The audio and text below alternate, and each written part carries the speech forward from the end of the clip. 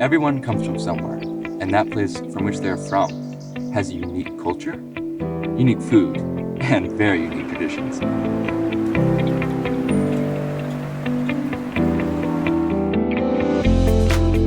Wherever you go, you will find that in different places, they do things that are different from what you're used to doing. They'll eat different foods.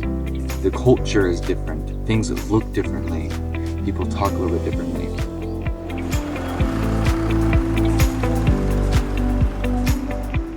So each country has its specific cultural norms or traditions that set it apart from other countries around the world. It could be food, it could be dances, it could be just the traditions that they hold on to.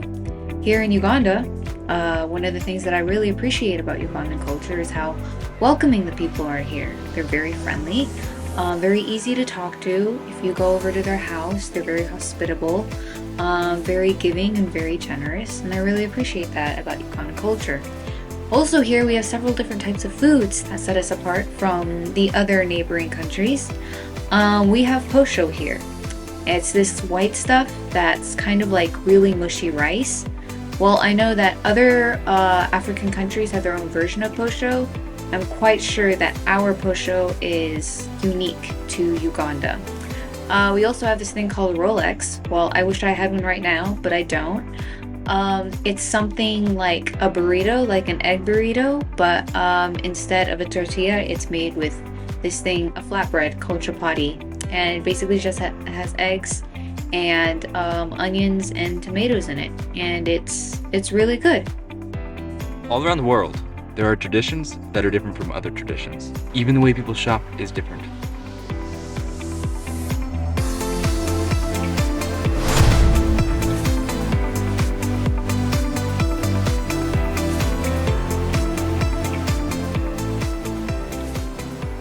When we arrive somewhere new, we're confronted with these changes in lifestyles. Now, most of us MKs have lived here most of our lives, or our whole lives, but there are still things that rub against things that we think is right. Now don't get me wrong, there is a line between what is right and what you think is right.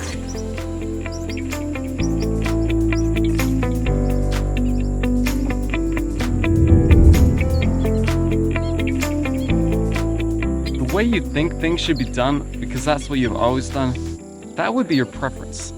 But clear differences between what the Bible teaches and what the culture says, you should always follow the Bible. As a MK, in order to live here peaceably and not fight with every little change in my life, I have to be willing to put away my preferences and change some things in my life in order to live here and be content.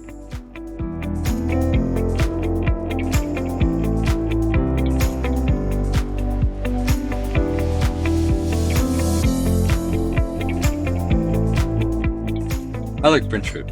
I really like Mexican food. But since I live on the edge of civilization, and making that kind of food takes too many resources because we have to get all of our stuff shipped down from Kampala, we have to adapt. We have to start eating the local food, which consists of lepena, choroko, loka, which is a slimy substance that it's okra, but it's boiled. So what we do is we boil it, and then we put it on our rice. And while you're scooping the rice, there's a line connected from the fork all the way to the plate, and it's special. Our cook says it tastes like hot dogs, and something like that. But I still don't like it, but I'm getting used to it. So, am I really gonna let food spoil my time and my ministry here? No. When I go up into the village and they give me some of the local food, I'm just gonna have to take it and smile, even though I don't like it. And there's some other things I've had to get used to, like living without power, living with limited power, I guess, living with limited water supplies, and just stuff like that. I mean, I have to get used to it. And don't get me wrong, I'm still changing right now. I haven't totally adapted. There's still things right now that I just have to get used to, and that still rub against me. And Christ himself became like us and had to suffer in order to teach us his truth. In John 5, verse 30, it says that Christ aligned himself with God's will. And now we need to align ourselves with Christ's will.